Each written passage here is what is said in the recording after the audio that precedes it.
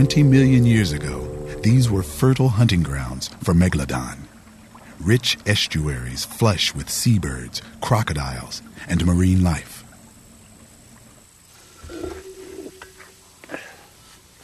Today, these tidal rivers attract fossil shark hunters. Unlike the Lee Creek mine, where the hunting is easy and safe, searching the Cooper can be risky business. And somewhat exciting for veteran diver and fossil dealer Pat McCarthy. Today, he's joined by a friend, John Babiarz, a serious collector from Phoenix.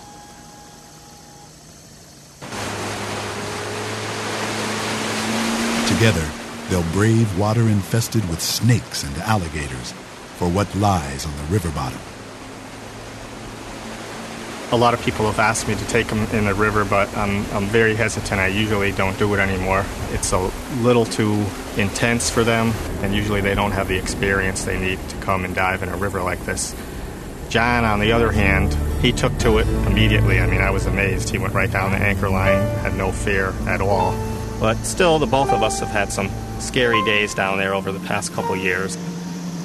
Most of them involve close encounters with the toothy denizens of the Cooper, alligators. They're very protective, and they've been known to kind of come out when you're diving, and I've had someone in the boat tell me that they were circling my bubbles the whole time when we were down. Anytime now we see a rather large one, 9 or 10 feet or over that, just laying up in the grass, we just say, hey, let's just go somewhere else for the day. This is kind of crazy. Okay? All right, here we go. Securing a good dive site requires river savvy, as does keeping it a secret. Megalodon teeth are worth a lot of money, but collecting them here isn't for the faint-hearted. It's not for a novice diver.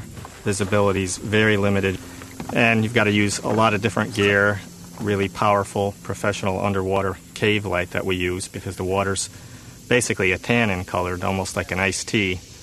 And at its best, it's like a clear glass of iced tea, and at its worst, it's probably like a mud puddle that somebody stepped in on their way out the door. Watch the rope when you go in.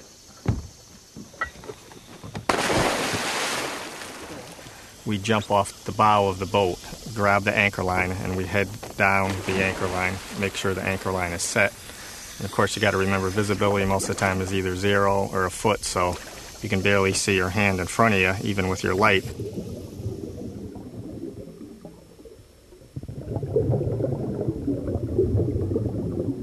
You hit the bottom with your knees, and you just you bend over, and you're groping with your hands, almost crawling. You don't fill your vest up and hover and swim nicely over everything. You let all your air out.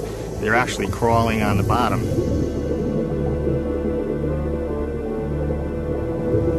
You just start to fan a little bit and kind of feel and see if you can feel a point or any serrations. And after a while, you just get the hang of it, and you just put your mind somewhere else, and you just start feeling for these. And if you're in the right spot and you know what you're doing and you cover the right territory, you can come up with a bag full at times, and we have.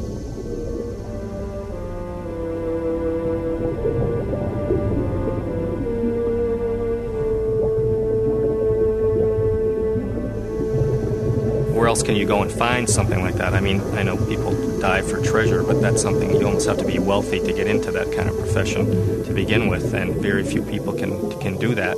And I still enjoy doing it. I still enjoy searching new rivers. It's kind of a quest. It's an adventure each time you go, especially a new river, because you just don't know what you're going to run into on the bottom.